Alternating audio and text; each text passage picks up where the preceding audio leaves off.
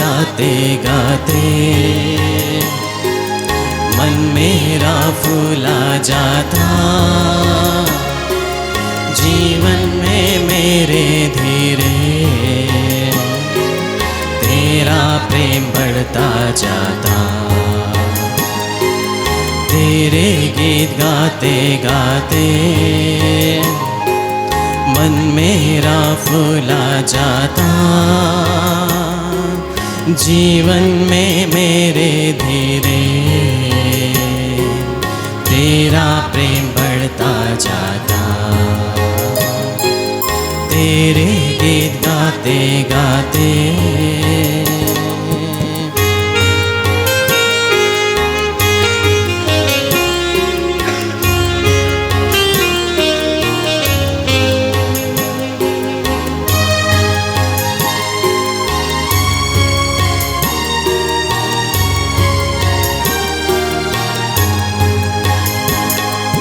मणियों का पत लेके आऊंगा अब मैं, तो क्या तू स्वीकारेगा?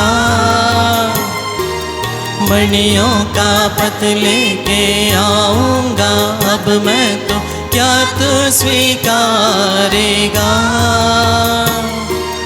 दुनिया में आए जाए रिश्ते भी आए जाए, क्या तू स्वीकारेगा? तेरे गीत गाते गाते मन मेरा फूला जाता, जीवन में मेरे धीरे तेरा प्रेम बढ़ता जाता। तेरे गीत गाते गाते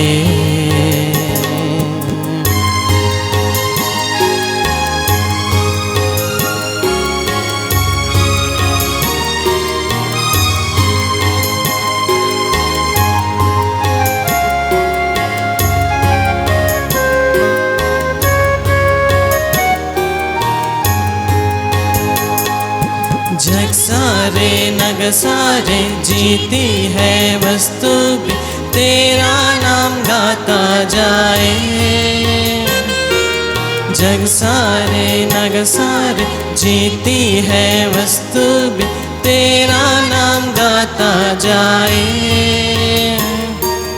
दुनिया में जीती है सृष्टि भी है सारी, तेरा नाम करे बखान। तेरे गीत गाते गाते मन मेरा फूला जाता, जीवन में मेरे धीरे तेरा प्रेम बढ़ता जाता। तेरे गीत गाते गाते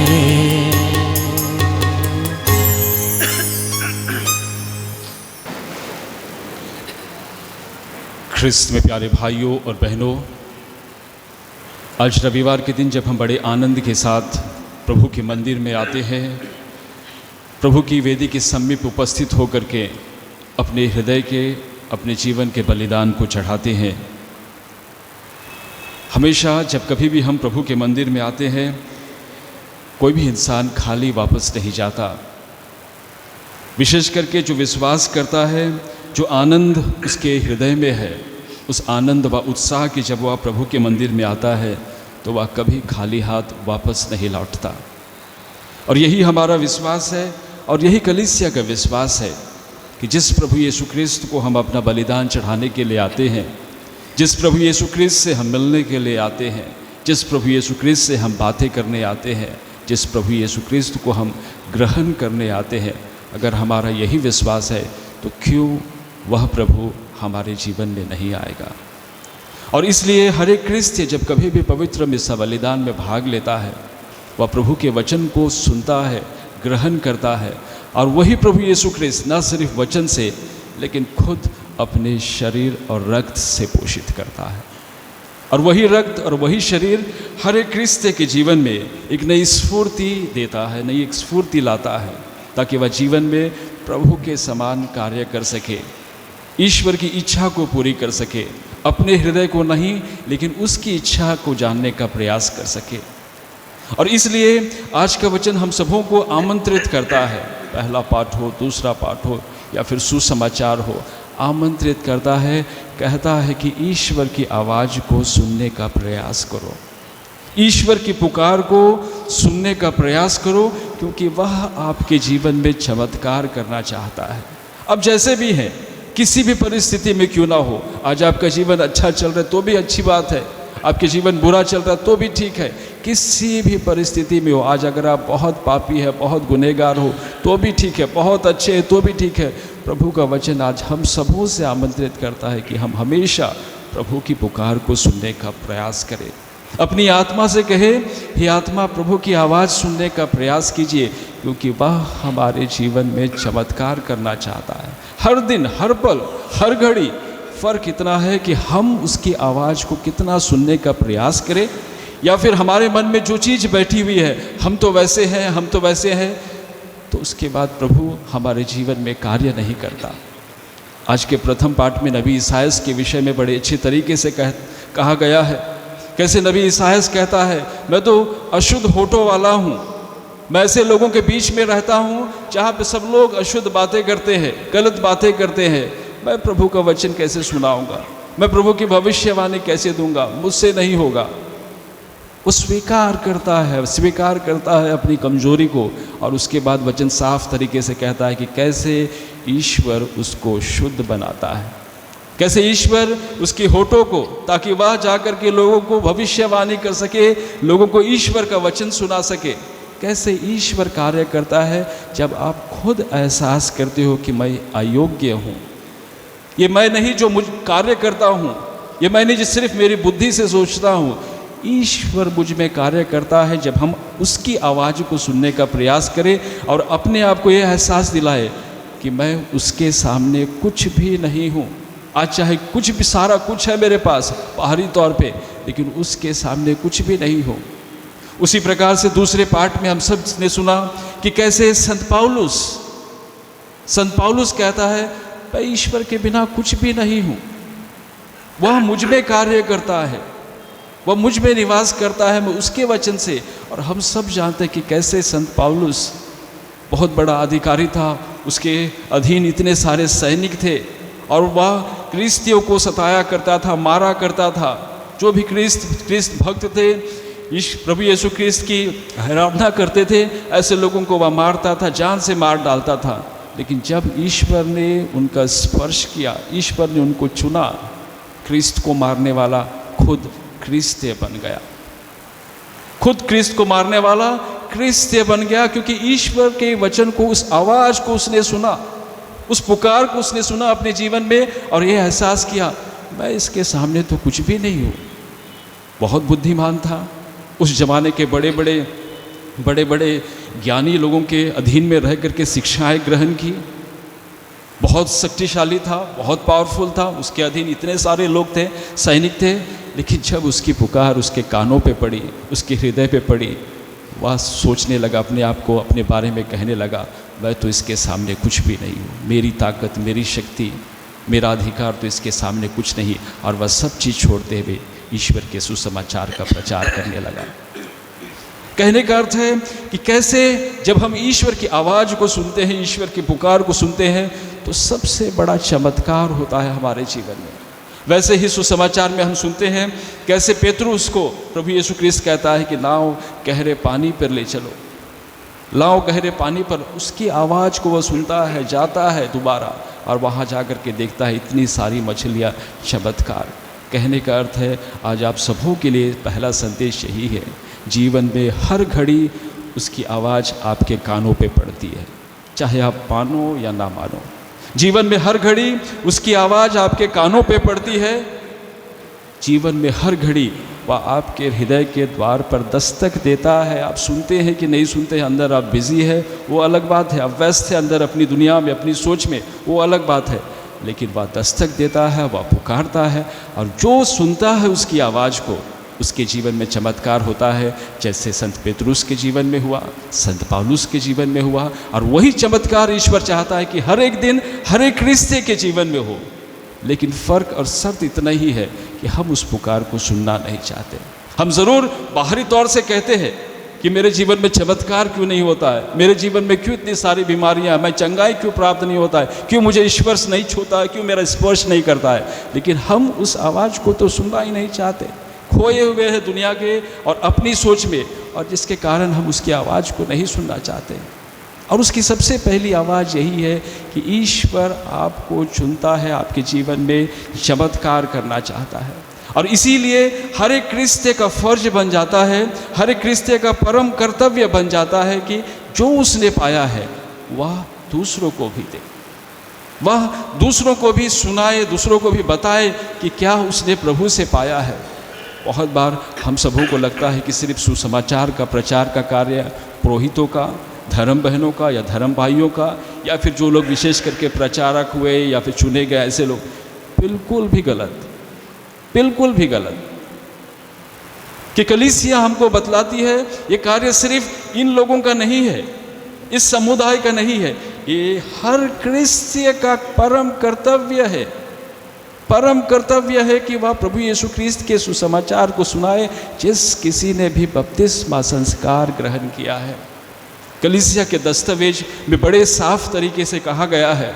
कलीसिया के 4 महत्वपूर्ण दस्तावेज में से एक है ल्यूमन जेंसियम। ल्यूमन जेंसियम में कहा गया है, कलीसिया के विषय में, चर्च के विषय में बहुत सारी बातें बतलाया गया है।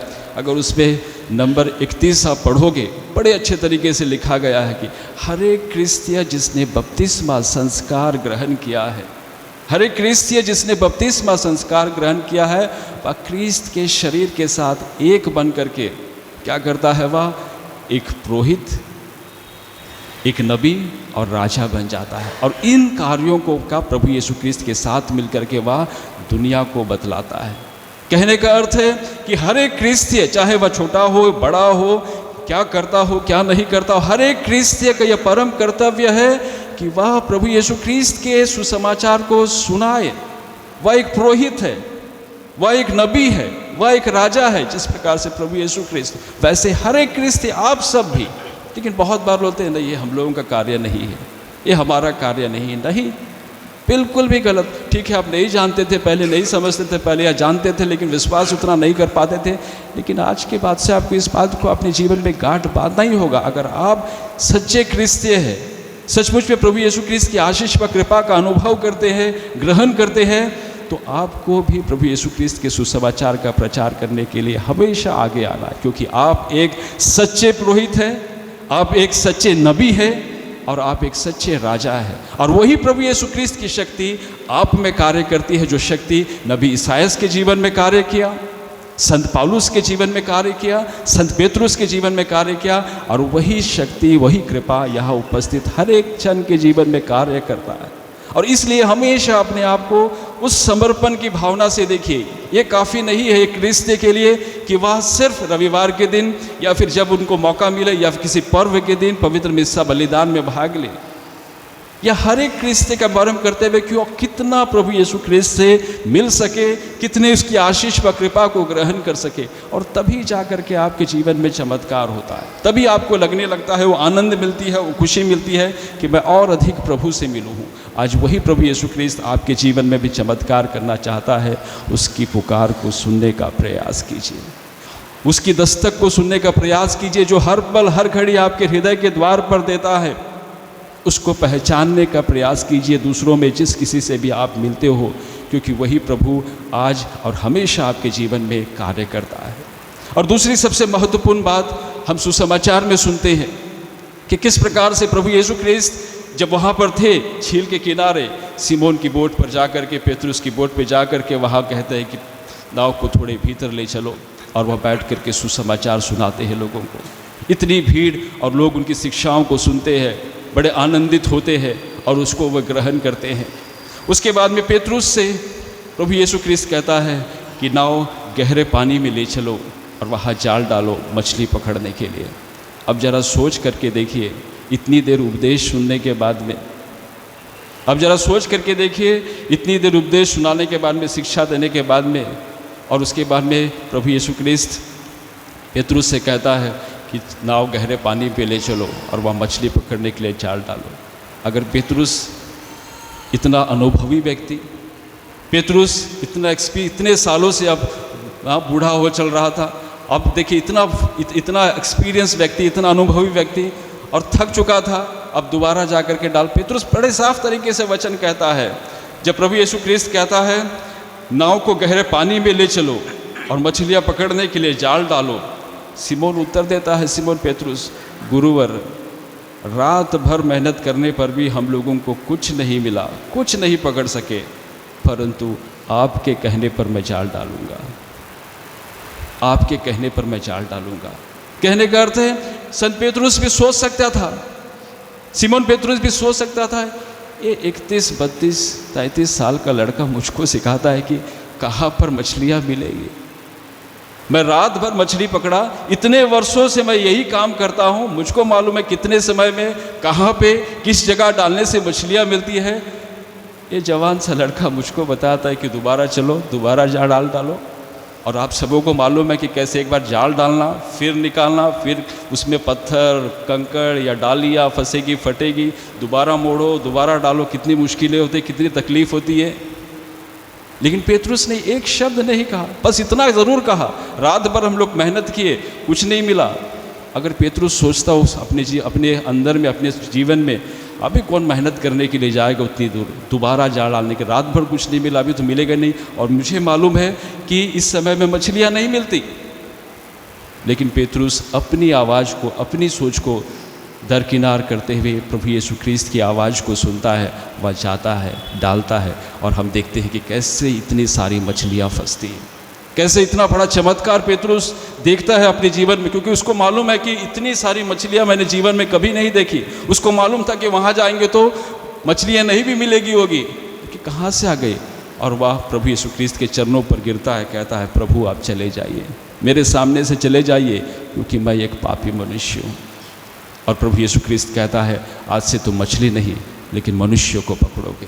कहने का अर्थ है प्रभु यीशु ख्रिस्त आज आप सबों को भी, आज का वचन आप सबों को भी याद दिलाता है, अपनी आवाज़ जो आपके अंदर में है, उस आवाज़ से बढ़ कर के उसकी आवाज़ को सुनते हुए उसका पालन करने का प्रयास कीजिए। जीवन में चमत्कार तभी होगा जब वो कहता है नाव को गहरे पानी पर ले चलो, किनारे पर कब तक रहोगे, नाव को गहरे पानी पर ले चलो, उसकी आवाज़ को सुनो, मेहनत करो, क्योंकि जब तक लाइफ में रिस्क नहीं लोगे आप, जब तक आप मेहनत नहीं करोगे तो कुछ भी मिलने का नहीं है। सबसे महत्वपूर्ण चीज़ है जब हम प्रभु की आवाज़ को सुनते हैं और मेहनत करने के लिए तैयार होते हैं, तब आपके जीवन में चमत्कार होता है। ये मत सोचे कि मुझको उससे ज़्यादा अनुभव है। बहुत बार हमारे परिवार में, हमारे जीवन में या खुद के व्यक्तिगत जीवन में आशीर्वाद क्यों नहीं मिलता है, कि कृपाएं क्यों नहीं मिलती, क्योंकि हम सोचते हैं कि हम सब जानते हैं। आज ज़रूर आपके पास सब चीज़ है, आज ज़रूर आपका परिवार बहुत अच्छा है, अच्छी घर आपके खड़े कर दिए हैं, घर में बहुत सारी गाड़ियां हैं, अच्छी बैंक बैलेंस है, सब चीज़ है। हम सोचते हैं कि हम सब चीज़ जानते हैं, बहुत अनुभवी हो चुके हैं, हम किसी की आवाज़ को सुनने का प्रयास नहीं करते हैं। पेतरुस भी चाहता तो वही करता, मैं इतने सालों से मछली पकड़ता हूँ, अब बूढ़ा हो चला हूँ, ये जवान सा लड़का मुझे सिखाता है कि कहाँ पर मछली मिलेगी, कैसे मछली मिलेगी। हाँ, लेकिन वह एक शब्द नहीं कहता है पेतरुस, चुपचाप जाल डालता है और डालते हुए देखता है इतना बड़ा चमत्कार। वैसे ही उसी प्रभु की आवाज़ को सुनने का प्रयास, अपने मन की शक्ति अपनी के जरूर हम सोचे, विचार करें, लेकिन अपने आप पर निर्भर रहना छोड़ दें। क्योंकि जब हमारे पास कुछ भी नहीं था, तब हम उसके पास आते थे प्रार्थना करने के लिए, उसने हमको सब चीज़ दिया। और जब हम आज के हमारे पास थोड़ा बहुत कुछ हो गया, हम उसको भूल जाते हैं, उसकी आवाज़ को नहीं सुनते हैं। इसीलिए लाइफ में हमेशा रिस्क लीजिए, प्रार्थना कीजिए, उसकी पुकार को सुनने का प्रयास कीजिए जब आप अपने जीवन में चमत्कार को देखना चाहते हैं। आज वही प्रभु यीशु ख्रिस्त आपसे भी कहता है, अपने जीवन के नाव को गहरे पानी में ले चलो। किनारे में कब तक सुरक्षित वाला जीवन, कब तक बस इतना है, मेरा परिवार, इतना करना है, फ्यूचर के बारे में कब तक? अगर आप अपने जीवन में खुद उस कृपा का अनुभव करना नहीं, कब तक बस रविवार को आना है, उतनी ही मेरी, उसके बाद प्रभु का सुसमाचार वो सब मेरा काम नहीं है, या फिर उसके प्यार को दूसरों को फैलाना, जो मैंने पाया, जो कृपाएं मैंने पाई, जो आशीर्वाद मैंने पाया, उसको दूसरों को बतलाना, ये मेरा काम नहीं है। कब तक आप किनारे पर अपनी नाव लेकर के खड़े रहोगे? जब तक आप गहरे पानी में नहीं चलोगे तो कुछ होने का नहीं है। ये ना सिर्फ बच्चों के लिए है या युवतियों के लिए है या बुजुर्ग, कभी भी कोई समय खत्म नहीं होता है जीवन में, कोई भी समय खत्म नहीं होता है ईश्वर की पुकार सुनने के लिए। पेतरुस बूढ़ा हो चला था, बहुत अनुभवी था, सब चीज़ मालूम था अपने व्यवसाय के विषय में, अपने बिजनेस के विषय में, मछलियाँ कैसे पकड़ना है, लेकिन वह सुनता है और देखता है कि कैसे प्रभु यीशु ख्रिस्त उसके जीवन में चमत्कार करता है। आज वही प्रभु आपको भी आमंत्रित करता है कि हम सब प्रभु की पुकार को सुनने का प्रयास कीजिए और हमेशा अपने आप को उसके चरणों तले समर्पित करने का प्रयास करें। आज आपके पास कितनी भी बुद्धि क्यों ना हो, कितना भी धन क्यों ना हो, जिंदगी बहुत अच्छी चल रही हो, आपकी परिस्थितियाँ बड़ी अच्छी हो, आप सब चीज़ को प्रभु में समर्पित कीजिए। जीवन में ज़रूर अच्छा सोचिए, प्लान कीजिए कि ये करना है, वो करना है, लेकिन अंत में अपनी बुद्धि पर नहीं, ईश्वर की बुद्धि पर कीजिए, ईश्वर की इच्छा पर कीजिए, समर्पित करना सीखिए। तब जाकर के आप सफल होंगे या नहीं होंगे, सफलता असफलता आपको फ़र्क नहीं देगा, आप निराश व हताश नहीं होंगे, क्योंकि आपने सिर्फ कार्य किया है, देने वाला वह है। आज वही प्रभु आप सबों को, मुझको अपनी आशीष व कृपा से भरना चाहता है। फिर एक बार अपनी आवाज़ को हमारे कानों में गूंजते हुए हमें सुनाना चाहता है कि हम फिर एक बार उसकी आवाज़ को सुनने का प्रयास करें और अपने जीवन में उसके चमत्कार को देखने का प्रयास करें। आज वही प्रभु कहता है, हमेशा अपने जीवन को खुला रखो, अपने हृदय को खुला रखो और उसकी आवाज़ को सुनते हुए, उस पर विश्वास करते हुए अपने जीवन को आगे बढ़ाओ और वह प्रभु हमेशा आपको अपनी आशीष व कृपा से भरेगा।